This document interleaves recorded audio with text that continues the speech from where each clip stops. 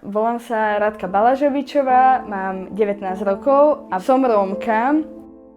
Vždycky som mala v detstve pocit, že som moc kreativita. Tam som bola práve že moc výrečná, to bolo moc, potom moc citlivá, moc empatická, moc naivná a všetko toto. A tie stereotypy sú veľmi veľké.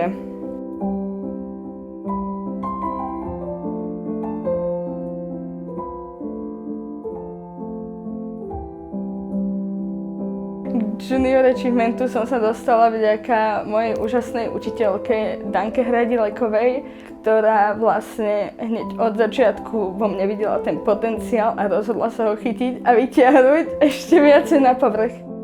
Vyrábali sme prírodné pleťové masky zo sušených čajových bylín.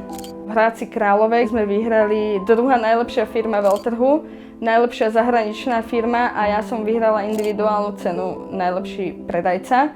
A taká najprestížnejšia cena bola druhá najlepšia firma roka na celom Slovensku. Predtým, než som sa zapojila do tohto programu, tak som nemala nejaký jasný cieľ, že čo chcem v živote robiť. Dúfala som v to, že dostanem sa do nejakého nudného korporátneho jobu a tam vlastne odpracujem 60 rokov, pôjdem na dôchodok a hotovo.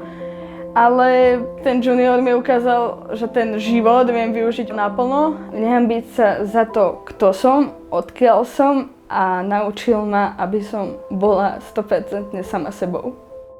Poslaním Junior Achievementu je dávať tú príležitosť, niečo zažiť, niečo sa naučiť. Čomu sa práve venuje Repower Your Future?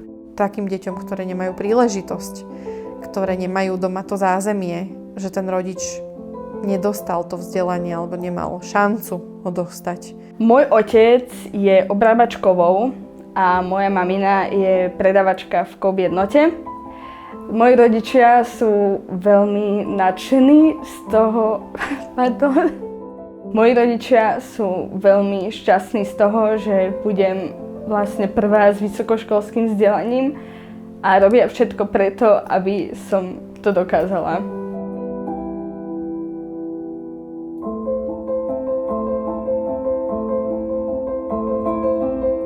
Moja vízia do budúcnosti je rozbehnúť firmu Terapia naplno a aj s tou myšlienkou Slow Beauty valcovať tieto stereotypy o Rómoch a o všetkých etnikách.